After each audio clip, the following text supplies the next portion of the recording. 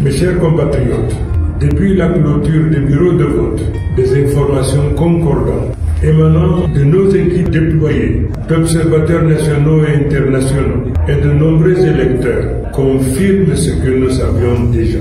Le peuple camerounais s'est massivement exprimé. Les procès-verbaux signés et publiés dans des milliers de bureaux de vote témoignent d'une volonté claire et irréfutable. Or, en quelques heures, un mécanisme de falsification des résultats s'est mis en place. Des procès-verbaux authentiques, établis et signés au sortir des urnes, sont aujourd'hui contradictoires avec des copies présentées par les services de l'ECAM au niveau départemental.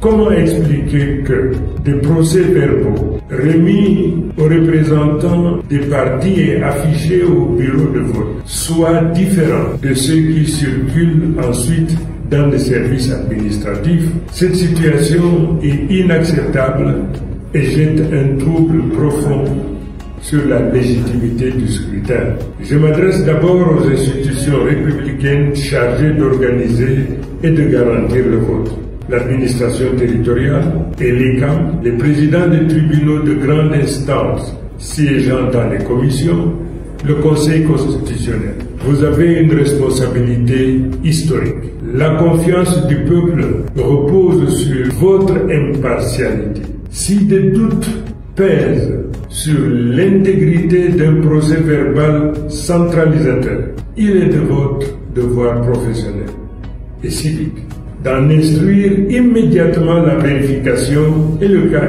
échéant de suspendre toute proclamation fondée sur des documents entachés de fraude. À nos juges et magistrats présents dans les commissions départementales, votre rôle n'est pas de protéger des procédures opaques, mais de garantir la sûreté de la voix souveraine du peuple.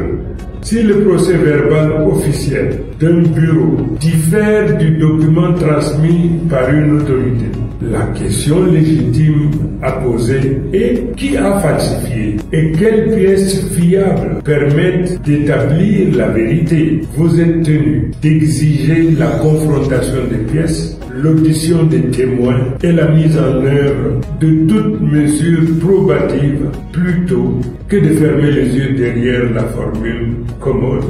Seul le procès verbal central de l'ECAM fait foi. J'en appelle aussi à la communauté internationale, aux missions d'observation.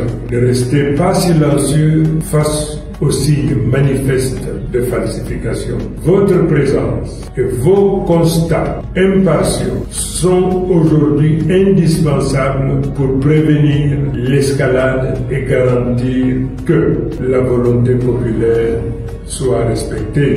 À ceux qui orchestrent la manifestation des résultats, vous pouvez retarder la reconnaissance de la vérité.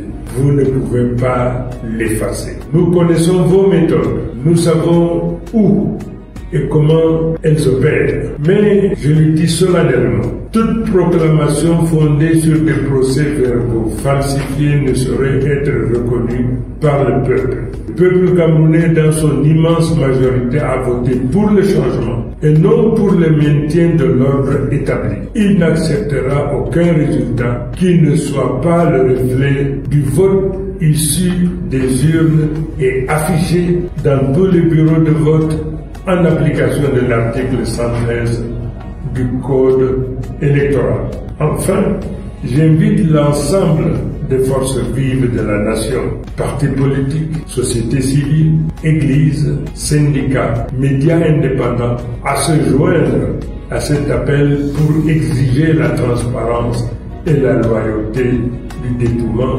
et la proclamation des résultats. L'avenir du Cameroun se joue aujourd'hui. Que la volonté du peuple soit respectée, que la loi et la justice prévalent. Vive la République, vive le Cameroun.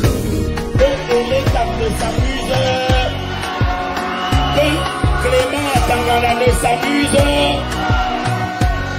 Ce n'est pas le ouan-ouan, c'est le roi. Qui s'attire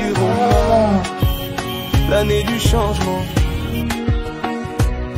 la lumière briller dans nos mains et s'attire au mal.